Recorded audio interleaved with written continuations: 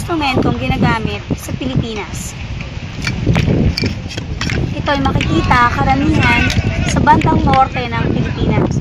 North part o northern na maaaring meron itong mga kalintulad sa iba't ibang lugar sa Pilipinas, katulad ng Palawan, sa Visayas, at maaari din ito makita sa Mindanao, ngunit mas marami doon ng more of the metallophones. Ano nga ba ang musika na meron dito sa Philippines?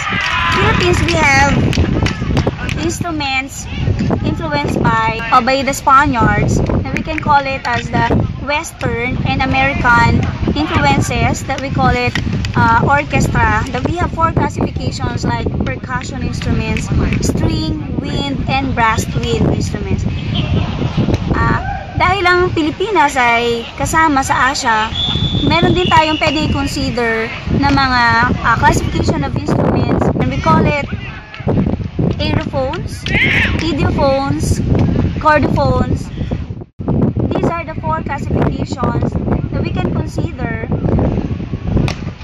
as now, but we have another 4 or 5 electrophones usually used in Mindanao. I have here instruments, particularly for the aerophones, using through blowing, using your mouth and through your nose, like this. The nose flute, that we can call it also in other part as bansik, the flute, and the diu-diu-as, and sagipo. These are the individual pipes, and these are the connected pipes. It all consists of 5 to 12 pipes. Nose flute, okay, we blow through your air coming from your nose.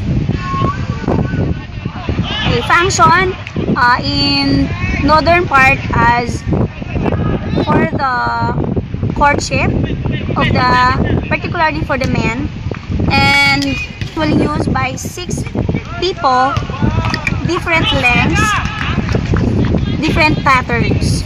And these instruments probably used in different countries in Asia. In Thailand, they have the pinpiet, and mahori, influence also in Laos, that you can find in Sepnoy, they call it krene, the mouth organ, and also in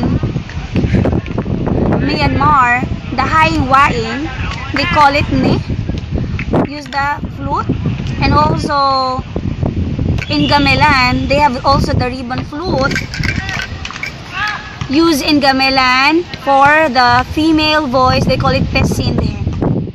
Maybe in Malaysia, they have also the flute in one ensemble, in one folk music, but more of the percussive instruments.